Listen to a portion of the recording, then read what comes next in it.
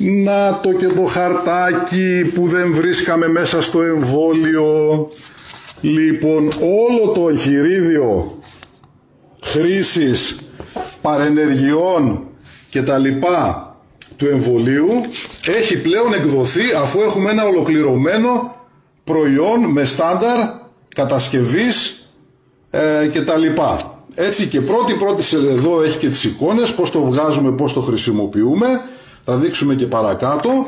Αυτό θα είναι πλέον μέσα στο εμβόλιο που δεν λέγεται τώρα Pfizer, λέγεται Comirnaty.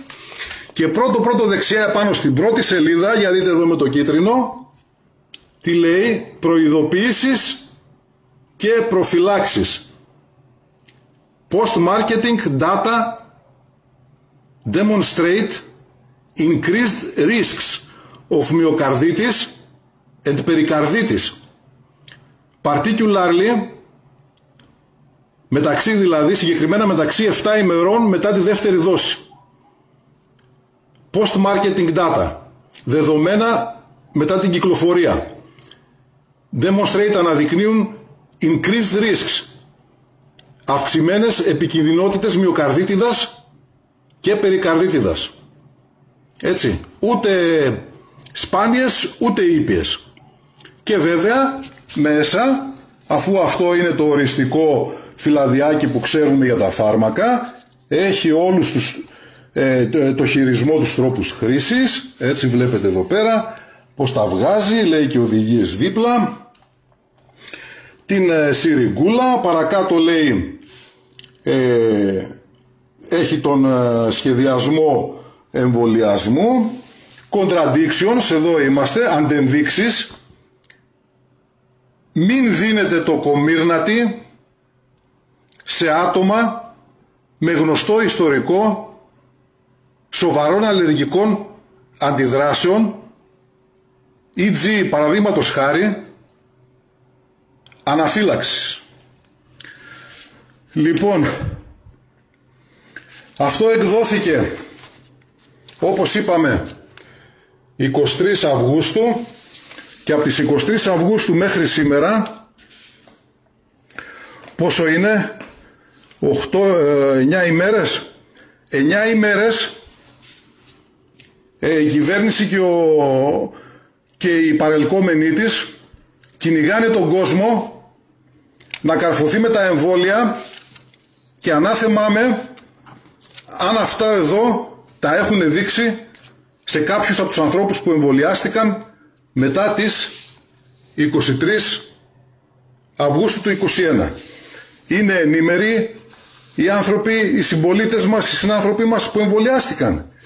Είναι ενήμεροι που εμβολιάστηκαν αυτοί μετά τις 23 Αυγούστου ότι πλέον υπάρχει η έγκριση προϊόντος, κατασκευής και διάθεσης προϊόντος σύμφωνα με τα στάνταρ κατασκευής, και όχι καμία έγκριση οριστική που δείχνει το εμβόλιο ως ασφαλές? Αντιθέτως, ο FDA τους καρφώνει με 13 μελέτες, γιατί θεωρεί τα δεδομένα τους μη επαρκή, και της Pfizer και της φαρμακοεπαγρύπνησης της Αμερικής, και εδώ πέρα μας λέει ότι δεν πρέπει να δίνεται σε άτομα με ιστορικό σοβαρών αλλεργιών. Κατά τα άλλα, κύριε Πορτοσάλτε, όλοι στη σειρά και εμβόλιο.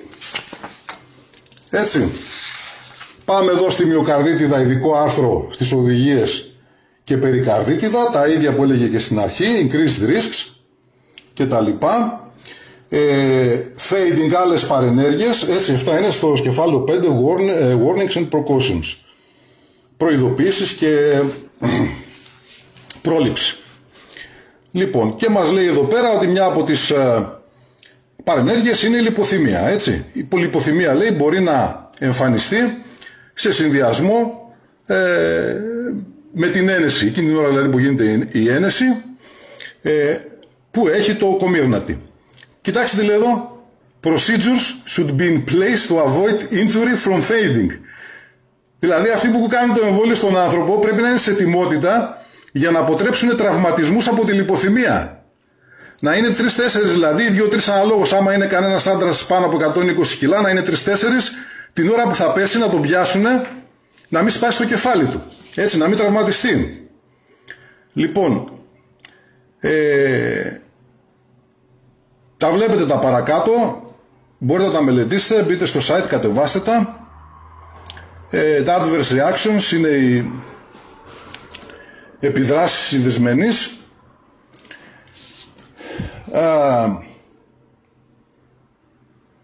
Για να δούμε εδώ λίγο.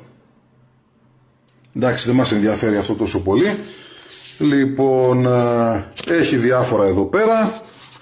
Έχει αρκετές σελιδούλες. Έχει και τις αναλύσεις εδώ των μελετών που κάνανε με το Comirnaty δόση 2 και το πλασίμπο. Βλέπουμε παντού τις συγκρίσεις. Άρα αυτές είναι ό,τι αφορά πλασίμπο και Comirnaty. Είναι οι μελέτες που κάνανε σε δείγμα 33.000 ανθρώπων πριν βγει στην αγορά το εμβόλιο, και όχι στα 4 δισεκατομμύρια που μας λένε οι σκιτζίδες, οι φαρμακοτρίφτες και οι μαυρογιαλούροι της επιστήμης, της κακώς εννοούμενης βέβαια επιστήμης. Και δεν ξέρουμε, επειδή ουσιαστικά είδατε ότι συνεχίζεται η φάση 3 των μελετών και εμείς είμαστε τα χαμστεράκια, δεν ξέρουμε αν σε αυτή τη φάση εξακολουθούν να δίνονται πλασίμπο, αν και σε κάποια έρευνα ή κάπου διάβασα με κάθε επιφύλαξη όμως αυτό, ότι 1 στα 3 εμβόλια είναι πλασίμπο. 1 πλασίμπο, 2 πραγματικά. Ενδεχομένως, αν ισχύει αυτό, ξαναλέω με κάθε επιφύλαξη, αν ισχύει αυτό, σίγουρα είναι τυχεροί όσοι πήρανε το πλασίμπο και δεν πάθανε τίποτα. Λοιπόν, τα υπόλοιπα είναι περίπου τα ίδια, είναι μέσα στο φυλαδιάκι. Εγκυμοσύνη, risk summary, έτσι. Λοιπόν, και όλα αυτά τα όμορφα πράγματα που μπορείτε να τα δείτε και μόνοι σας, κατεβάζοντας πλέον και την άδεια και το φυλάδιο του εμβολίου, το αναλυτικό, αυτό που μέχρι χτες ήταν άσπρο. Και επειδή τελειώνει και η μπαταρία μου, σας καληνυχτίζω εδώ και ελπίζω κάποιος εισαγγελέας να με άκουσε και να προβεί στις δέουσες ενέργειες. Έτσι, εδώ είναι η έγκριση, η οριστική, αυτή που μας είπε ο κύριος Βασιλακόπουλος, και εννοήσε ότι πλέον είναι ασφαλές αφού πήρε και τελική έγκριση.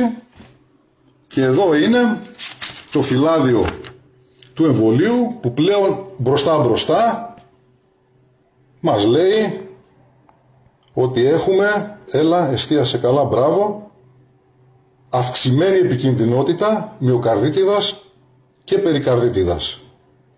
Για τα παιδιά μας θα το ξέρουμε σε 5 χρόνια, για τις εγγύους και τα βρέφη σε άλλα 5 χρόνια, από το Ινστιτούτο Τερατολογίας της Αμερικής θα μας πούνε αυτοί.